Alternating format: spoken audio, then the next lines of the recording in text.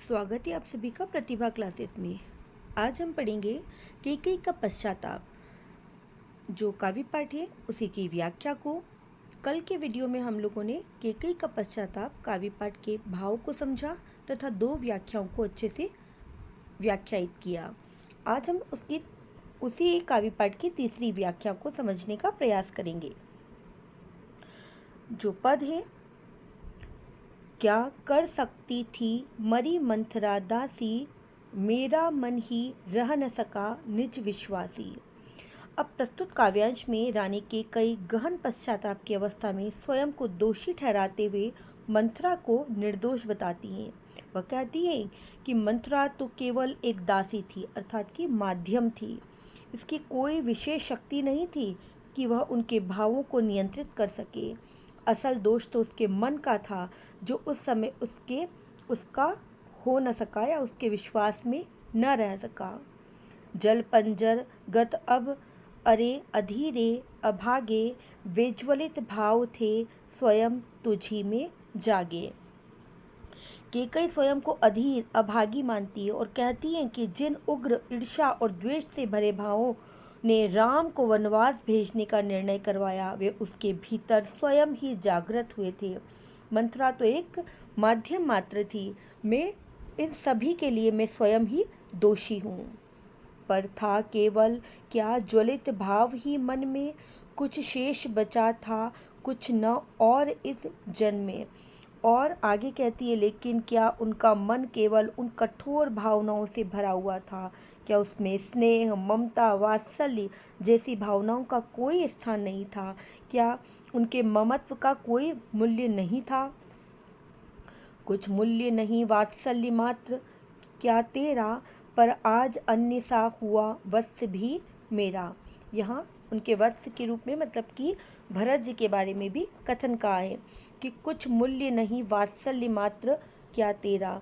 ये जो मैंने जो भी कृत्य किया है, राम को वनवास दिलाने का निर्णय जो मेरा था, जिसमें मेरा स्वार्थ था, लेकिन वो स्वार्थ किसके लिए था? मेरे वत्सल भाव अर्थात कि मेरे पुत्र के लिए मैंने ये सब कुछ किया। लेकिन आज वही पुत्र भी, मेरा जो पुत्र है वह नहीं रहा है, वह भी मुझसे रूठ चुका है या मुझसे अलग हो चुका है। थूके मुझ पर त्रैलोक की भले ही थूके, जो कोई हो सके कहे क्यों चूके। और उन्होंने कहा है कि अपने करुणा भरे स्वर में कहती हैं कि जिस पुत्र मोह ने उन्हें अपराध के पथ पर धकेला, आज वही पुत्र उन्हें अजनबी की भांति व्यवहार कर रहा है। अपनी आत्मग्लानि व्यथा में डूबी हुई केकई रानी कहती है कि चाहे तीनों लोग, स्वर्ग, पृथ्वी और पाताल उससे धिक्कार रहे हों, लोग चाहे जो कहें, कुछ भी कहें, वह राम को संबोधित करके प्रार्थना करती है कि उनका मातृत्व उनसे न छीना जाए, भरत को पुत्र कहने का अधिकार उनसे न छीना जाए। मेरी यही तुमसे कामना है। छीने न मात्र पद किंतु भरत का मुझसे, हे राम दुहाई करूं और क्या तुझसे। और वे भगवान राम के सामने विनती करती, एक माता होकर वह विनती कर रही है यहाँ कि मुझसे मेरे भरत को, माता और पुत्र का जो हमारा संबंध है, मुझे उससे दूर न किया जाए, वह मुझसे न छीना जाए। हे राम, मैं तुमसे और क्या दुहाई करूं? मैं तुम्हारी माता हूँ, अपराधिनी हूँ, मैं तुमसे इतनी ही दुआ कर सकती हूँ। अगले पद में कहते आते थे यही अभी नरदेही, माता न कुमाता पुत्र कुपुत्र भले ही। अब कहे सभी यह हाय विरुद्ध विधाता, हे पुत्र सुपुत्र ही रहे कुमाता माता। और इन पंक्तियों में रानी केकई समाज की उस प्राचीन कहावत का स्मरण कराती और कहती हैं कि माता कभी कुमाता नहीं थी, चाहे पुत्र कुपुत्र हो। लेकिन अब अपने कृत्य के कारण वह व्यथित होकर कहती हैं कि विधाता ने जैसे यह नियम ही बदल दिया हो, अब लोग कहेंगे कि पुत्र तो सदैव सुपुत्र होता है, लेकिन माता कुमाता ही रहती हैं या कुमाता हो सकती हैं। केकई आत्म स्वीकार करती कहती हैं कि अपने पुत्र भरत के व्यक्तित्व की गहराई को मैं नहीं समझ सकी। बस मैंने उसका बहाय मात्र ही देखा, दृढ़ हृदय न देखा, मृदुल मात्र ही देखा। और मैंने तो अपने पुत्र के बाह्य स्वरूप को ही जाना है राम, उसके अंतर्मन को तो सिर्फ और सिर्फ तुम ही समझ सके। मैंने उसके बाह्य स्वरूप को ही जाना, जिसमें मैं उसे वात्सल्य भाव के कारण उसके मोह में मोहित थी, लेकिन उसके दृढ़ हृदय को नहीं देखा कि वह दृढ़ निश्चय के साथ जो ठान लेता है वह करता ही है। और आज उसी पुत्र ने मुझसे बात न करने का, मेरी तरफ न देखने का निर्णय लिया है। और ये जो है मेरे पुत्र को कौन समझा सकता है? हे राम, तुम ही समझा सकते हो। परमार्थ न देखा, पूर्ण स्वार्थ ही साधा। आगे कहती कि बाह्य स्वरूप को देखती रही, उसके दृढ़ त्यागमयी परमार्थी स्वभाव को मैं नहीं पहचान सकी। उसका दृष्टिकोण केवल स्वार्थ से परित था, इसीलिए वह क्या अपने पुत्र के जो मूल स्वभाव था उसको न पढ़ सकी, अपने कर्तव्यों से विचलित हो गई। आज इस घोर पीड़ा का वह सामना कर रही है। इस कारण ही तो हाय आज यह बाधा युग युग तक चलती रहे। कठोर कहानी रघुकुल में भी थी एक अभागी रानी।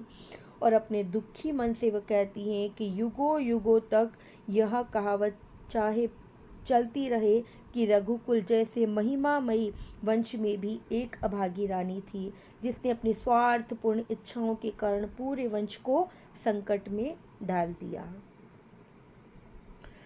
अब हमारा 5वां और अंतिम पद है। निज जन्म जन्म में सुने जीव यह मेरा, धिक्कार उसे महास्वार्थ ने घेरा। प्रस्तुत काव्यांश में रानी कैकेयी अपने किए हुए कार्यों पर गहराई से खेद प्रकट करती और कहती है कि अब अपनी आत्मा जन्म जन्मांतर तक यह धिक्कारती रहेगी। जब तक मैं जीवित रहूंगी मुझे अपनी आत्मग्लानि के कारण ये धिक्कार होता रहेगा कि मैंने अपने स्वार्थ के कारण कितना कुछ गलत किया। जिस जननी ने जना भरत सा भाई, हाँ, सो बार धन्य वह एक लाल की माई। जिस जननी ने जना भरत सा भाई, पागल सी प्रभु के साथ सभा चिल्लाई, 100 बार धन्य वह एक लाल की माई। और यहाँ नीचे की जो कुछ पंक्तियाँ हैं ये भगवान राम कहते हैं कि हे माता, अब तक तो किसके संवाद चल रहे थे? माता कैकेयी के संवाद चल रहे थे। उस भरी सभा में अब राम भगवान उठते हैं और कहते हैं 100 बार धन्य वह एक लाल की माई। अब स्वयं जो भगवान राम है वह उठकर कहते हैं कि सभी एक स्वर में भरत की प्रशंसा करते और कहते हैं कि 100 बार धन्य वह माँ जिसने भरत जैसे महान धर्मनिष्ठ पुत्र को जन्म दिया। यह घोषणा पूरी सभा में गूंज उठती है। पागल सी प्रभु के साथ सभा चिल्लाई। और वहाँ सभा में उपस्थित जितने भी गुरुजन थे, जितने भी परिवार के लोग थे, जितने भी शिष्य थे जो आश्रम में पढ़ रहे थे, सभी एक साथ चिल्लाने लगे करुण स्वर में 100 बार धन्य की एक लाल की माई। और भरत भगवान और माता कैकेयी के गुणों का गान करने लगे, उच्च स्वर में उनकी जय जयकार करने लगे। तो आपको ये वीडियो समझ में आया होगा, इसकी व्याख्या पसंद आई है तो चैनल को लाइक, शेयर और सब्सक्राइब ज़रूर करना। धन्यवाद।